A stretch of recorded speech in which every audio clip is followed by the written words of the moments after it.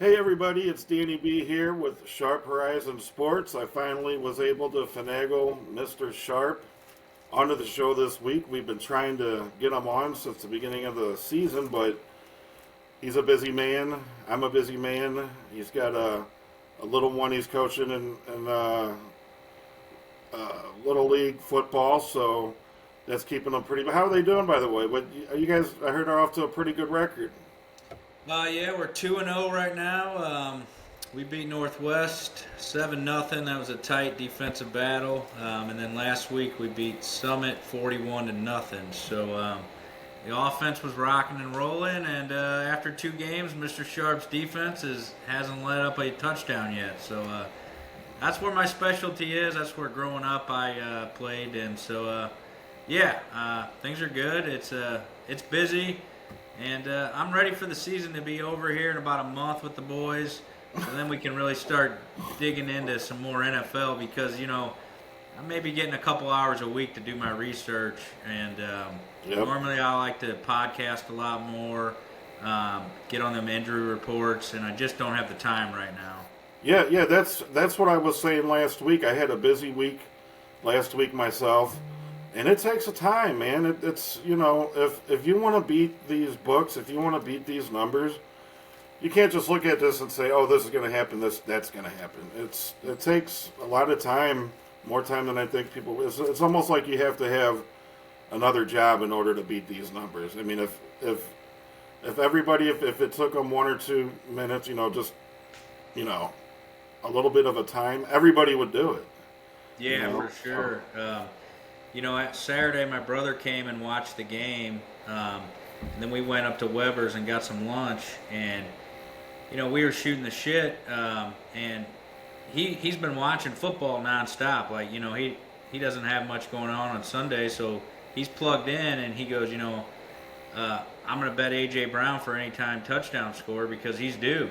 And Mike Evans, he thought was due. And a couple of these guys that they were talking about, Mark Andrews, he talked about him being due. And that's because he's put the time in and watching, and these top tier players are finally going to get theirs. And I know he had a good weekend he likes to bet a lot of prop plays, anytime touchdowns. And that's not really for me. I'm more of an old school kind of guy. I like the number, but that's a big market, man. And at the time, if you don't have time, I would tell the audience really push back the number of bets you have that week.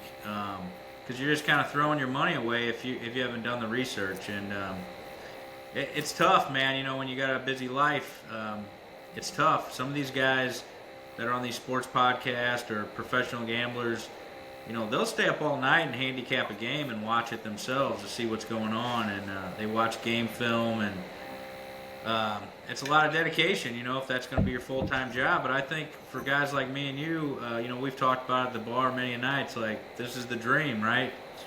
Gambling is supporting your life. So, I'm excited to get in the show and break down some of my knowledge.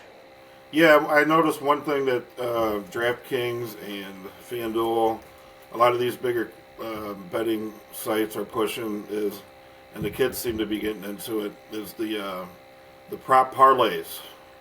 Yeah, yeah. And I don't know if I'm a big fan of those. It just seems to be a new age thing, and it's hard enough. I mean, it's hard enough to predict what a team's going to do, but when you want to try to focus on one particular player, and then they get injured, and something like that can happen. At least you're going to finish the game. If you bet the game, whether you Right. bet the over, the under, the spread, the game's going to finish. That's what I hate the most about, even I used to be pretty big into daily fantasy, and it seemed like every week, there's one player on my roster that got injured, and that screws your whole day. Yeah. And so I wish there was something we could do in fantasy to kind of leave that. Maybe we need to come up with a rule that if you get a player injured, you can just pop in somebody from your bench, something like that. Yeah. But That'd be a that's nice little adjustment to fantasy yeah. sports. I know some books, like my brother, he actually showed me this $10 parlay, and he had all these crazy touchdowns. And Najee Harris got hurt, and they voided that part of the parlay. So some books will void if a Wow. player gets injured. I think it's like before the second quarter. There's a rule on it. I'm not exactly sure on the rule, but they will void Hmm. up to a certain amount, But It must be something like, I bet if they don't make it through half the game, it must be something like that. But I can't believe that they offer that, because I I can't was going to believe bring this point up to Eric, because I know he doesn't like to play the overs on the future bets, and I understand where he's coming from. But those over numbers are also baked in to injury, so I see where his point is. Like, he's going to hit his James Conner season long hit. Obviously, unfortunately, he got injured last week, and Eric, we were talking about it's going to happen. Unfortunately, it happened. But what I'm saying is, on those future over unders, those numbers are baked in. So for instance, Dak Prescott's numbers, if you look, 2,500 passing yards or whatever it is. I'm sure it's more than that, but whatever his passing numbers, those numbers are baked in for injury. So if he plays every single game, you're almost guaranteed that you're going to hit that. You know what I'm saying? Yeah, you are. I wouldn't be surprised if the books start adopting that over/under season total to games played, kind of like they're doing with the player prop during the game, because they're not going to keep losing money on, James Conner played 2 weeks and now he's out for the year, or 3 weeks. So Right. I bet they're going to start adjusting that a little bit to where you could see, hey, they got to play at least 6 or 7 games half Right. the season, because the casinos aren't going to just keep losing money. But those, my brother, like I said, he had a $10 bet to win $45,000, and he hit like 7 of the legs. Yeah. But the last 2 legs didn't come through, and it's like, I told him, cash out, because you can cash those out early and take an early payout. Oh yeah. Yeah, so they'll offer you like 10%, 20%, 50%, and sometimes Right. I'm always a big believer in, I like to hedge my bets. If I got sometimes I'm in this pick 7, and if I got 6 picks, Monday night I always leave the 7th game. That way I can hedge it out, and in that pick 7 you can win $8,000 if you hit 7 right, depending on how many people win. So if there's 8 winners, you take home 1,000. I might throw $400 or $500 the other way. I'm guaranteed to profit. And I don't know. It's like early stage Republican, I guess. I'm getting conservative with my money as I get older. Yeah. The only issue I have with hedging bets is that it takes a lot of time. And if you're going to hedge your bets, you should either do one or two things. You should always hedge your bets in the same circumstances, or you should never hedge your bets at all. And Yeah. that's the issue that I run into with it, is because, oh, okay, yeah, well, this night I'm going to hedge this bet no matter what. I'm going to win 3.5 units. Okay, well, the next night I don't have the time to look to see what's going on, and I don't hedge it and I end up losing, or vice versa, so. Yeah, it's kind of like hitting 16 at the blackjack table, right? Right. Either Yeah. you do it or you don't. Exactly. And that's the only But issue I I don't know always if I have do the time. I'm always doing it. If I do play a big parlay and there's a last leg, I always leave the last leg for Monday Night Football. That way it gives me a day to do the research and Right. figure out what my break-even point is. Yeah, that's a good point. Okay, yeah, so let's get in a little bit of the first 3 weeks of the NFL season, some of the surprises that we've had, some things that you were right about that I did. I'll be honest, I'm still trying to get into the NFL after spending a lot of time on college football, but I did make a series of preseason futures that are looking okay. But then again, yeah, like I said, we got a lot of surprises here. First, I want to talk about what's most recent in our minds. So Sunday night, Monday night. Let's see, who was that Sunday night that played? Yeah, the Chiefs and the Giants. Yeah, Chiefs and Giants. And what was a horrific first half. And wait, what was Monday night? Ravens, Lions. Okay, yeah, they're both stuck in my head like I just saw both of them just like an hour ago. But man, I can't believe I still don't believe Kansas City covered that game. There was nothing else that could have went wrong for the Giants, and they still had a chance to push on the last play of the game. They still had a chance to push that game, and I'm like, obviously, if the Giants have a kick, that's the first thing that I found out. I took the Giants for a unit, I think, and then I hear all their kickers out. I'm like, oh, well, that's not, I wouldn't have made that bet if I knew their kicker was out. So I think if they did have their kicker, they probably cover. Who knows? Maybe they could have their kicker come in and then do what the Rams and the Buccaneers did. Who knows? But like I look at that game, I look back, and I still feel like I made the right bet, and it didn't cash, and that's going to happen. But however, you were on the Kansas City side and you hit it, so kudos to you. I don't know. Obviously, you're watching that game and you're watching the Kansas City offense, and you can't be too confident in what you were seeing. Obviously, they pulled away, but yeah, just kind of tell me what your thinking was.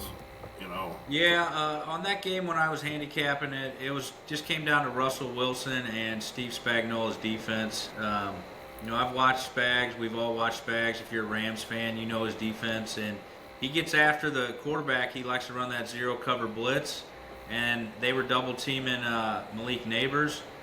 So I knew it was going to be a tough game for Russell Wilson because he's not a tempo guy.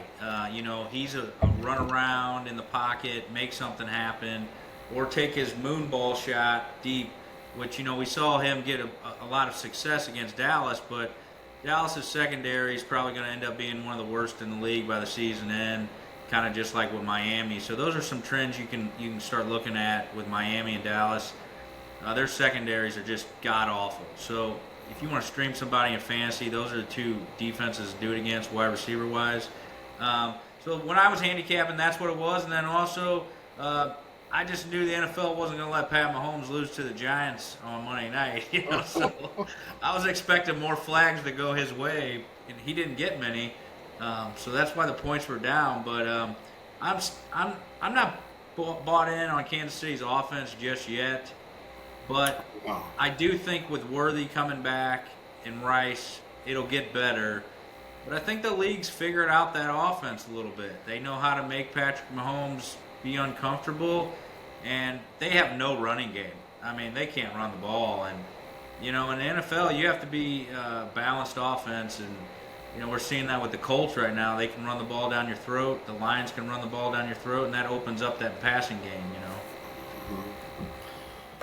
Yeah, if I'm watching this Kansas City New York Giants game, I'm looking for the next opportunity to bet against the Chiefs again. Just looking at how they played that game, how bad they looked the first three quarters.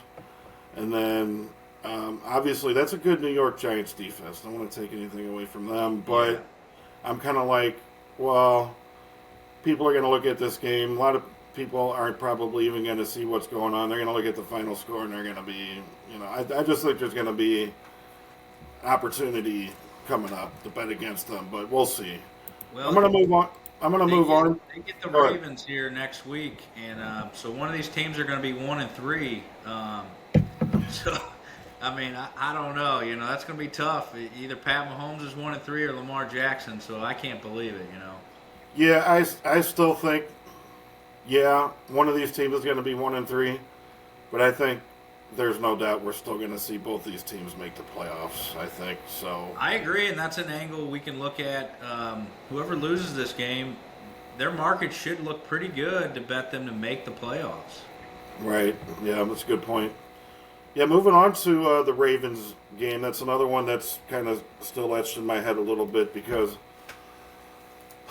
I'm having the first game that Detroit played against Green Bay, everything that I thought they were, they were. Second game, they smashed Chicago. Okay, well, it's Chicago. Okay, whatever. But to go ahead and do this, what they did against the Ravens, has me really shocked. I don't know if it's. I'm just going to draw this one off as the Ravens had a bad game, but also that Detroit offensive line may be coming together. I mean, that's the only explanation. I mean, that's what I've been betting against, is that the two guards in the center weren't going to play as good as they did last year. But I was also a little bit surprised that they didn't pressure, they weren't able to get Jared Goff a little bit more. It just seemed like the Ravens, they were playing bend, don't break, but they broke. And they got broke by the run in the red zone. They were getting broke by the run in the freaking red zone. Yeah. How often does that happen against the Ravens defense? This was a tough game because there's 2 turnovers, right, for Baltimore that are costly there, and it's a completely different game. But Detroit decided they were going to come in and run the ball. I think, they had 38 total rushes. That's a lot of rushes, man, and they averaged 5.9 yards per carry. So they just, that's Dan Campbell. He wanted to play that smash mouth ball, and that opened up the quick passes for Jared Goff. But I do agree. I think if you play this game 9 times, 10 times, 9 times, the Ravens probably win this thing because Derrick Henry usually isn't going to fumble. Lamar Jackson has some fumble issues, but usually. Well, that's 3 fumbles for Derrick Henry in 3 games. Right. So that's looks out on him, I guess, how he's holding the ball. Somebody's picked something up on him, and it's on tape now, and that's the NFL. It's a copycat league. Once they get something on tape on you, they just hammer it home. So I'm sure he'll fix it. He's too good of a running back not to fix it. That's a tough game, man, because, it's an 8-point game, but watching that first half, I felt like Baltimore was, winning that game. And then they just kept pounding the rock, and got some turnovers. And, that's the difference in an NFL game. 1 or 2 turnovers is going to cost you. Yeah. Yeah, they weren't really efficient running the ball themselves. Detroit did the right thing by keeping Lamar off the field for as long as possible. And they took advantage of those 2 turnovers. So I know they scored at least one of them. Did they score on both of them? They were scoring all night. I assume they did. I think the other one was in the red zone. Lamar's fumble was in the red zone, so I don't know if they ended up going and scoring. Well, at least they got points off of it at least. Yeah. So that's tough.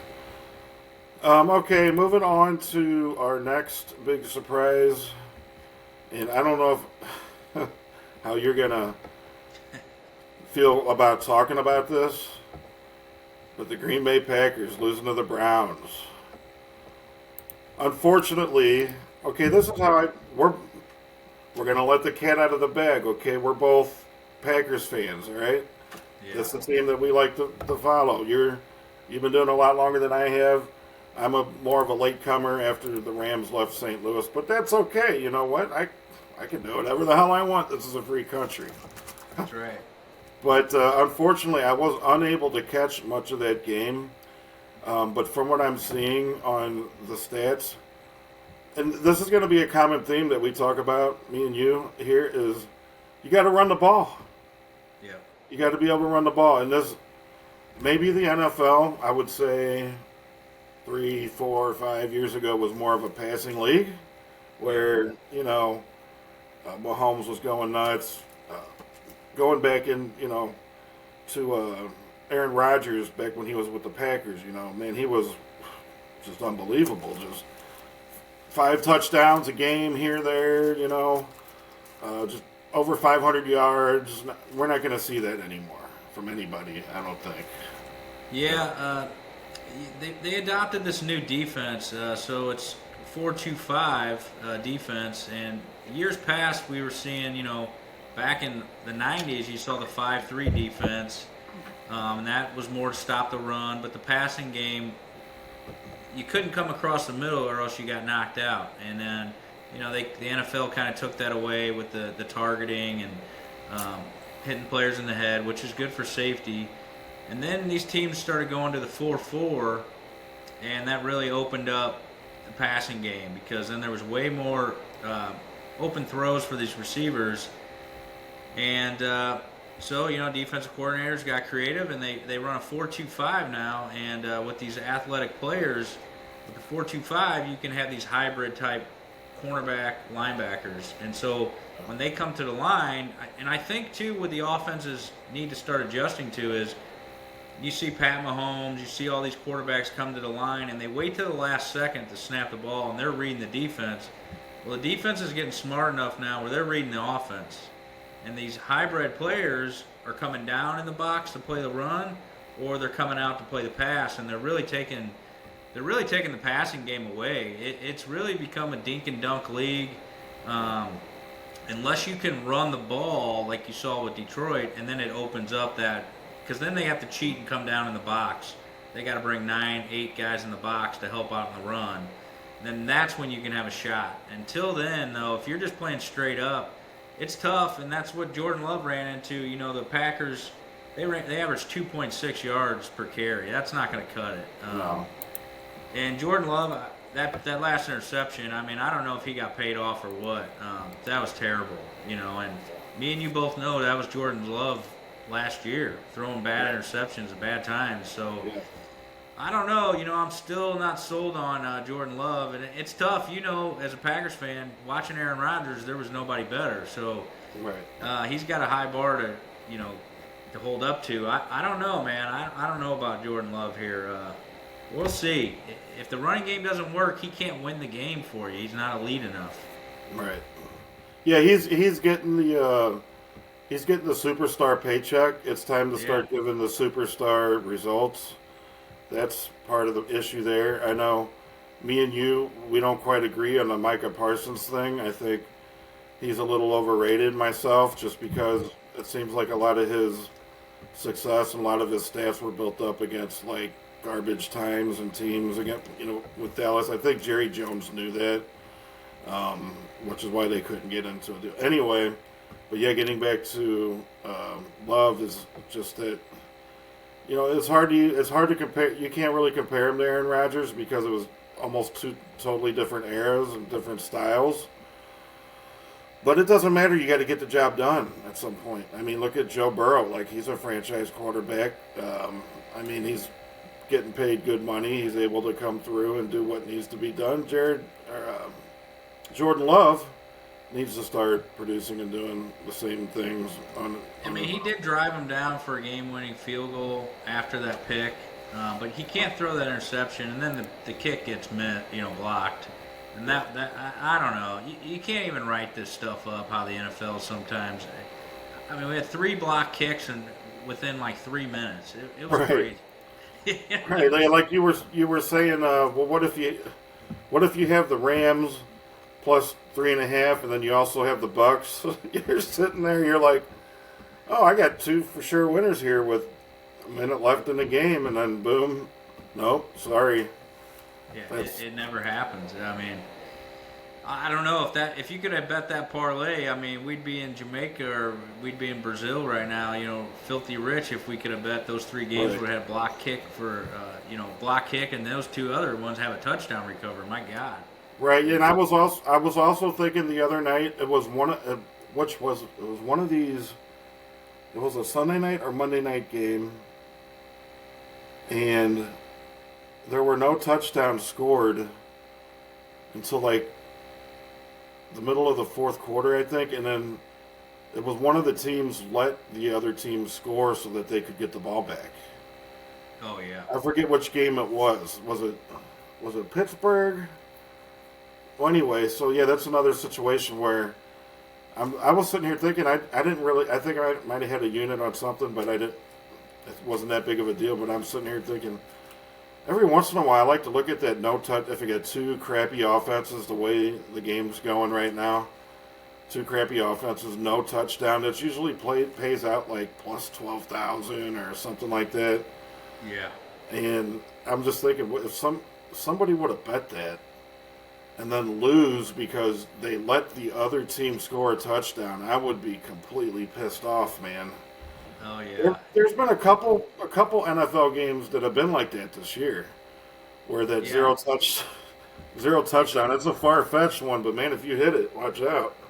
There is a bet that you can do before the season where you bet will there not be a shutout all season, and it's like plus 50,000 or something. It's got great odds. Really? Yeah, and didn't we just have one last week? We did. So if you bet that, you would have lost. So it all season there can't be one shutout. So if there isn't one shutout, then you would win that bet. I've had some friends in the past. Oh, gotcha. Oh, okay. I was thinking the other way around. All right. No, so if there, as long as there's no shutouts all year, you're good. Wow. Because I remember a couple years ago, a few of my friends, they would go and they would put $10 on it, and I think it was Green Bay played. I think it was the Colts on a Monday night game or something. They beat them 13-0, and it was late in the season. And that was the shutout. That was the only shutout that year. So that's something to look forward. Look at. But I also think the low scoring has a lot to do with the preseason changes. These teams just really aren't up to speed yet. So I look for offense to start ticking up here a little bit, and then injuries on defense. Yeah, I don't know. I haven't looked to see if the scoring is overall low in the NFL. It seemed like last week. I know I was taking a look at the scores, and I think there was like only 1 or 2 games last week that went under. Yeah. And of course, it was one of the games I think I bet an over on, and it was like, how can you do that, man? That's why I try to stay. I try to stay away from over unders in general, just because there's so much that's unpredictable. I see these guys, these sharps on TV, and they're like, well, this team averages 14 seconds per play, or this team averages, like you can't count on that. It depends on the game situation, on how long it takes them to do. I don't get into. What are your feeling on over unders? You bet this every once like the I know Sontag hit last night the over. Like now you got 2 teams like that. That's a good play, obviously. I mean, they're just going to keep scoring, which they did. I played the first game in Brazil. I played that over just because of what I saw last year, and we barely got that one home. Well, you found out why, right? You found out what happened. The NFL, they redid the field. Oh, really? Yeah. I sent you a text. You might have been busy, but yeah, when that game was going on, I know why you guys made that bet, and I was just watching it, and then they showed actually during halftime, the NFL came and they re-webbed the field. So I guess there were so many players sliding around last year. So they put like some kind of strings or something underneath the field to give them better. No, I didn't see that. Holy shit! I mean, but you still hit it. I wouldn't have bet that, if I'd known it. Yeah. I'm not a big over/under guy myself.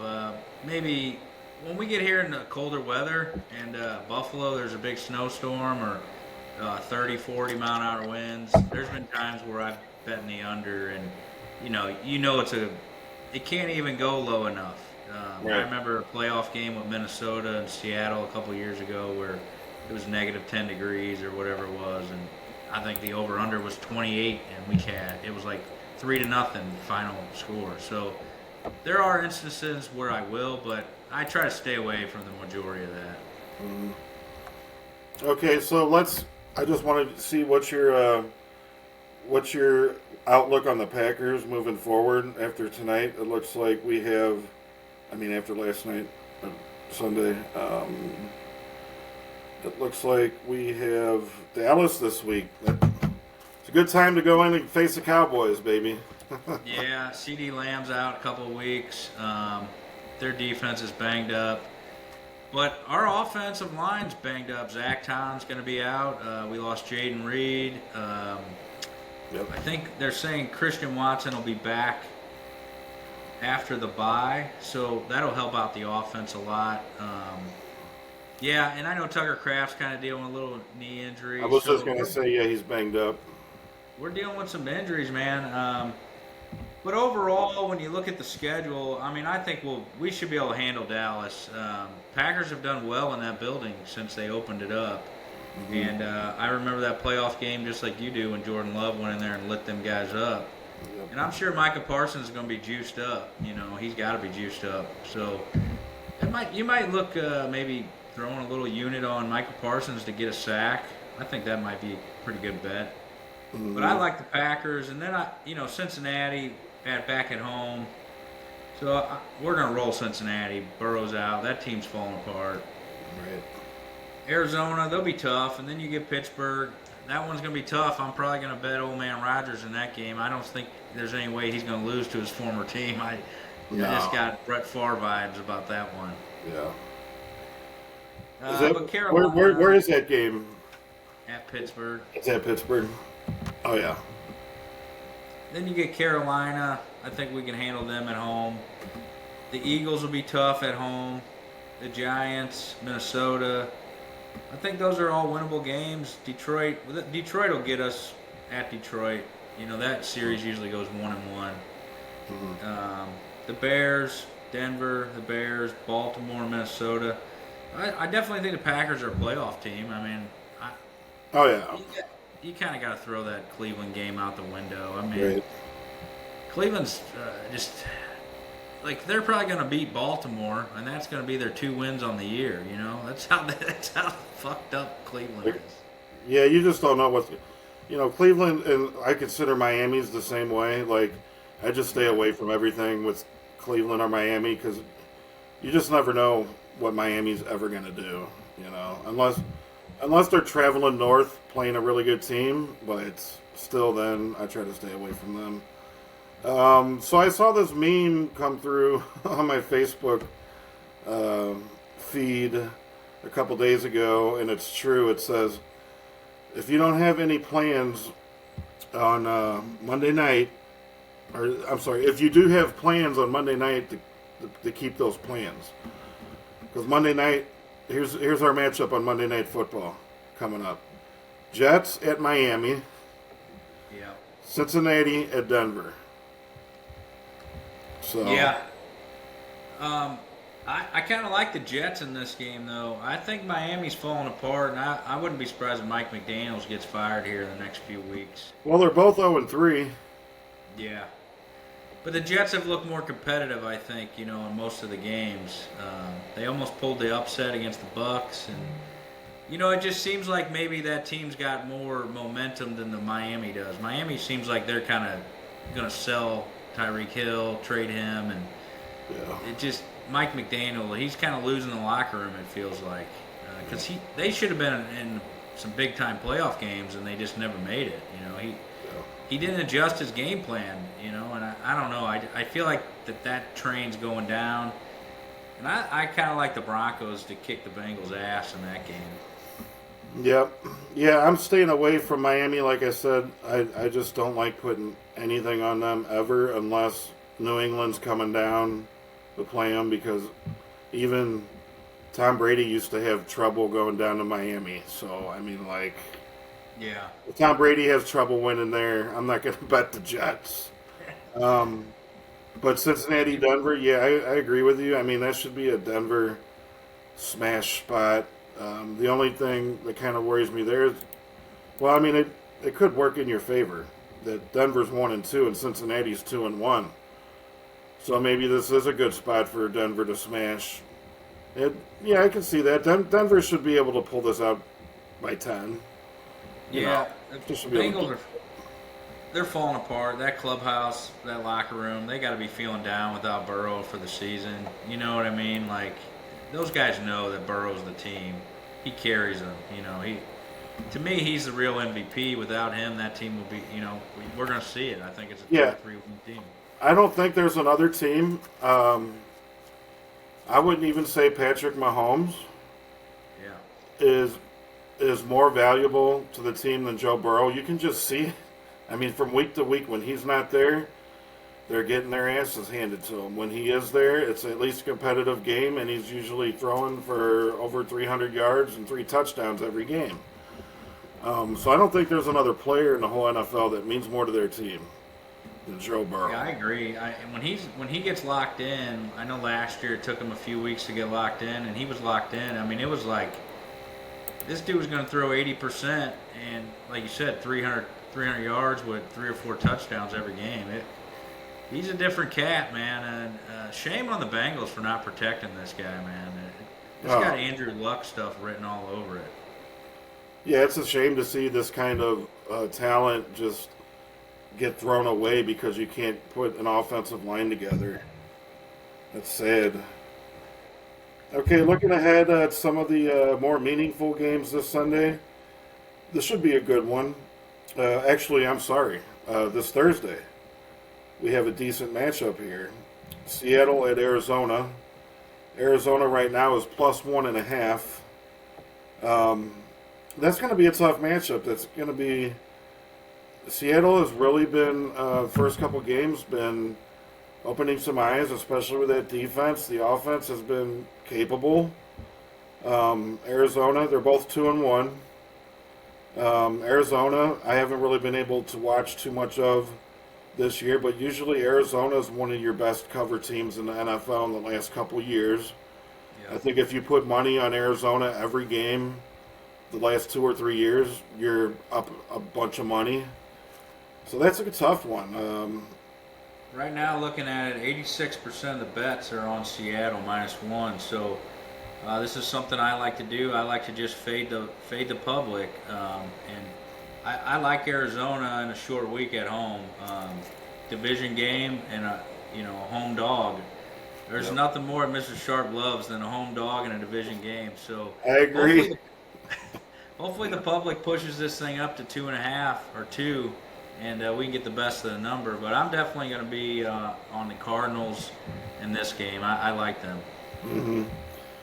Then the next close one we have Minnesota, Pittsburgh. Pittsburgh's +2.5 at home, and again 2-1 teams. So Minnesota. this one here's in Ireland. Oh, It's okay. first ever game in Ireland. It's at 8:30 Sunday morning. Holy crap! Yeah, I don't like these overseas games. I don't like to bet them. Too many variables, 41.5 on the total. Yeah. Carson Wentz, man. You might get the good Carson Wentz or the bad Carson Wentz. Right. Either way, it's going to be entertaining, though. We know that. Yeah. That's why. Yeah. That's the one thing I like about Carson Wentz is that I know he's going to do something that's going to make us all laugh, or he's going to actually be like, "Whoa, he did actually make Right. that pass." So yeah, just looking through some of the other games here, I'm not really seeing anything. Buffalo at New Orleans. That's going to be a game where if I'm a Buffalo fan, I'm like, well, let's see if we can win this one without Josh Allen at quarterback. Probably could. Mitch Right. Trubisky can fit in there. I expect Buffalo will be handing the ball off a ton on that Yeah. game. I don't see them. After the halftime, I don't expect Josh Allen to be doing too much in this game, which I may don't be either. a good way to take New Orleans plus the points. Oh, 17. boy. If that gets to 17 points, I couldn't bet on them guys right now. I mean, they look terrible. I'm maybe New Orleans, whatever the spread is in the second half, might be a contrarian way to look at this. Yeah. Because, like I said, I expect Buffalo to be up so much in the first half that they're taking their starters out. Yeah, I'm taking the Bills in my survivor pool. Oh yeah, This is a Bills smash spot. I'm not going to bet this. I don't like any large numbers to ever lay, and I just don't. I think the Saints are going to win 1 or 2 games. I had them in preseason. I had the bet on them to be the #1 draft pick, and I think they're just going to suck it up and try to get Archie Manning. right. Yeah. I see them tanking all year. Yeah. Now I know you don't like to get involved in these big spreads. As you were talking about. I've seen you on the. Oh, by the way, domesticated gamblers. Did we mention that before? I hope No. somebody did. I'm sorry. You can. It's a little late now, I guess, but yeah, you can always catch Sean on domesticated gamblers. That's STLsportcentral.com, Yep. correct? Yep. For all his verified plays. So yeah, just looking. I do the college part, and 16.5. That's normal for me to look at, but being an NFL, the NFL, man, that's a lot of points. If that There's gets a lot of points. it's gonna have to get over to 17 for me to even look at it. I won't do nothing. Right, I think that's a key number, right? Yeah, I mean it's probably gonna get over 17. It's already started out at plus 12 and a half, and it's up to 16 and a half. Yeah. So I'm sure that's probably going to get up to about 18 and a half if you want to wait on that one. But that's a deep, dark contrarian Danimal play there. I mean, you know, if you want to get risky and throw Saints in a money line parlay or something, you know, I mean, I don't know, but No, I'm no. well, I know. I'm I'm just into saying. that. I'm saying that's a lot. That's a lot of points. NFL, But see, trying to, like I look at college when I'm doing my college stuff, and it's plus 35 and a half, and that probably makes your brain go wacky, and I'm like, well, five touchdowns? What? I don't think so.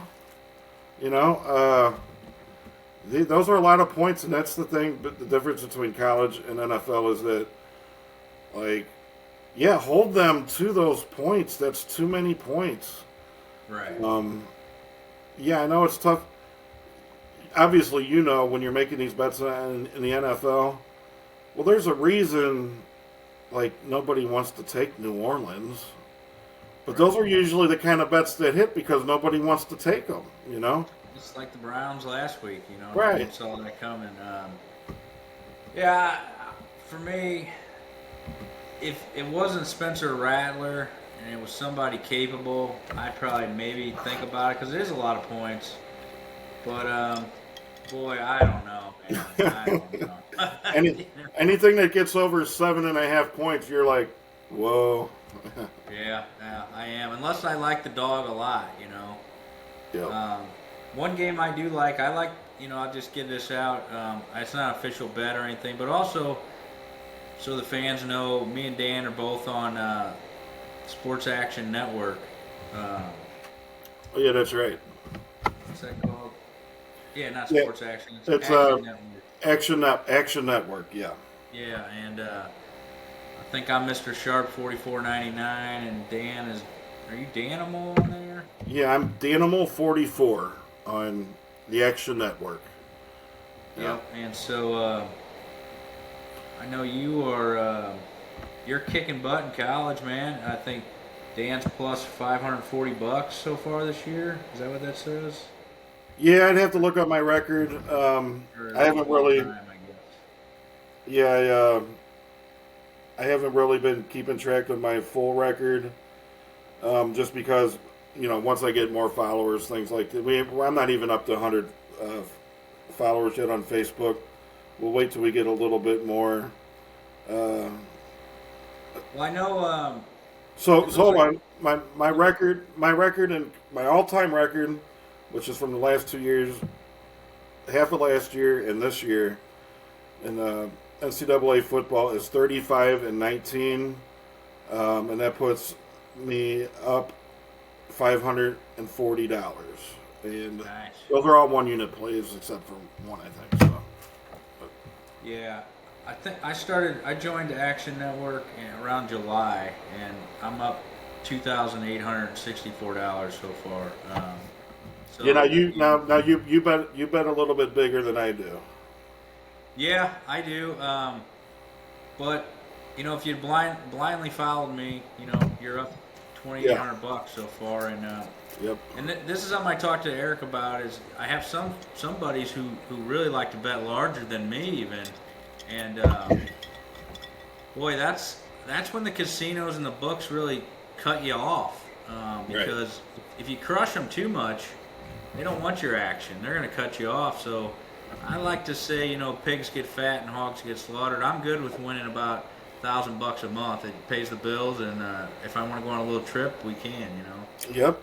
Yep, that's it. We've talked about that here before, of being responsible. If Eric puts it the best way. If you feel like it's going to ruin your day because you put so much on these games, then you're probably putting too much on them. So. Yeah, correct. Don't ever overbet. And the reason I bet a lot is I've been doing this a pretty long time. That my bankroll is built up for gambling. Right. So. If I lose a $400 or $500 bet, it's not going to kill me. It's okay. Yep. Okay. Getting into our final thoughts here. We're gonna wrap this up. Don't make this video too long. Just looking here, we got on any other surprises we're looking at. We got the Bills 3-0, obviously. Chargers 3-0. The Bengals are still ahead in their division, 2-1. Steelers leading tie with the Steelers at 2-1.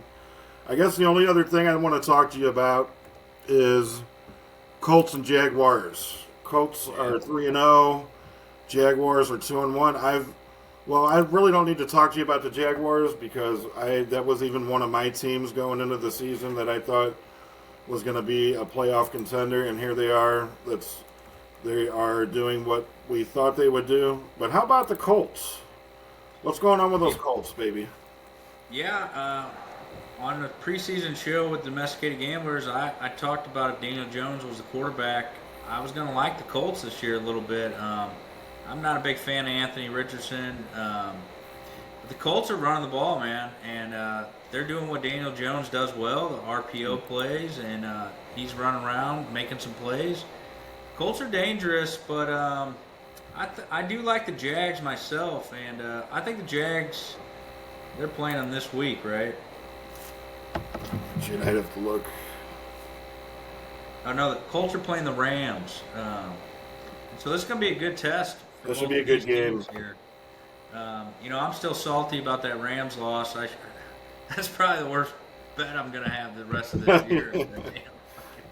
Well, I did rewatch what you were talking about with that that damn placeholder. He didn't even block or the center. He didn't block anyone either.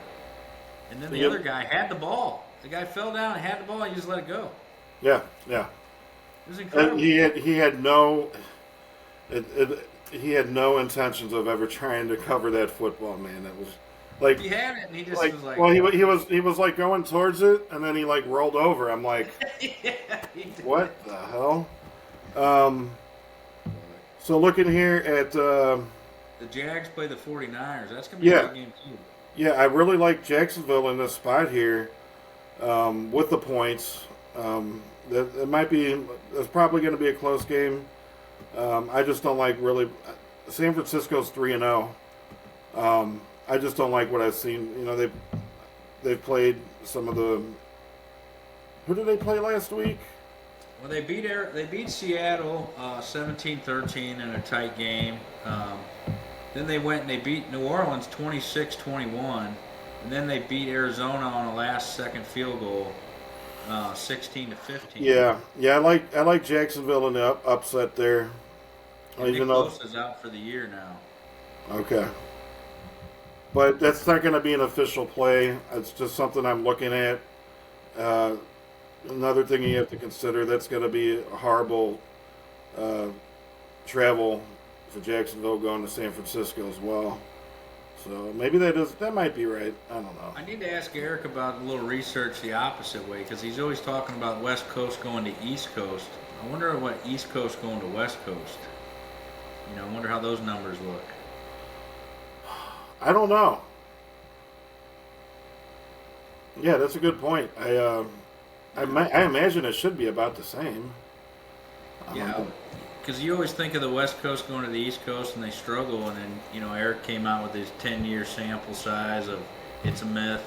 And that's the thing Eric's the best at, man. He does a lot of research on numbers, but he also he struggles with the numbers because he gets sucked into the trend, and eventually the trend breaks. Yeah. That's one of variables. That's one of my things when it comes to sports gambling is I don't know. I almost try to keep those numbers out of my head because it drives so many things, and my thing on that is I don't care what happened yesterday. I want to know what happens today. Right. Tomorrow. I don't care what happened yesterday. I feel that it can steer a lot of people because a lot of people say numbers don't lie. Numbers completely lie. Can we agree on that? Oh, yeah. I do agree.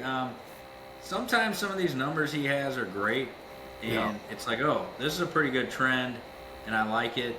But then he's cost me some money because I'm like, oh, man, that's a pretty good trend. But it's not the same team, or it's not the same star quarterback. Like, You might be pulling up numbers for the last 20 years of Aaron Rodgers in Green Bay. Well, that ain't the same team, you know. Right. So yeah, I tend to agree with the. It's too much sometimes. Yeah, and at the same time, can't argue with his overall record. He does, you know, a lot of good from what I've seen on this Action Network. What's his? Let's tag him on the He's Action Network. East Sontag. So, East Sontag. so yeah, ESONTAG. You can follow him.